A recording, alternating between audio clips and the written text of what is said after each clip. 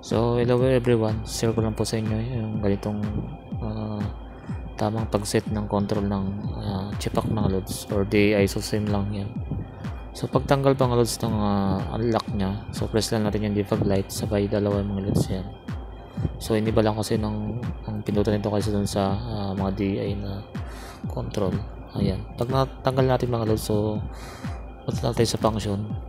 So pinutol natin yung function mga loads. Ayan, at tingnan nyo lang yung ilaw. Ayan, pag lumipat na sa temp set, ayan, sabihin nyo yung ating setting, negative 18 yung setting nya. And then pinutol ulit natin yung function, nilipat yan sa yung temp nya is 4. Ibig sabihin yung mga loads yung interval nya, or naka-4 siya.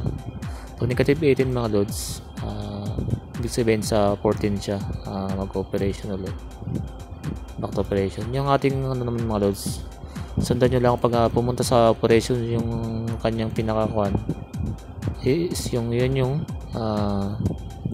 operation niya, force operation. After nun magde-depress sa mga loads. So pag napunta naman sa depress yung niya, ibig sabihin yun yung depress duration niya, yung tagal niya na 25 minutes. Ayan,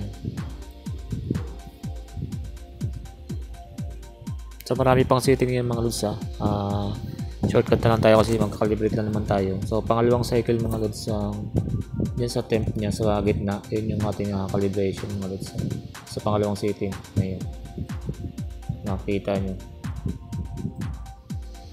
pag kung gusto natin na dagdagan or taasan yung ating kailangan natin isakto sa setting, so baguhin lang natin mga loads yan, baguhin natin or positive or minus lang.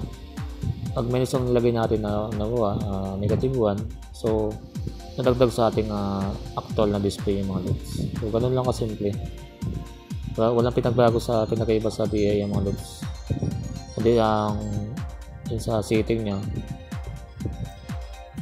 pares lang, pero yung kanyang control boards ng connection mga loads yung nakaiba.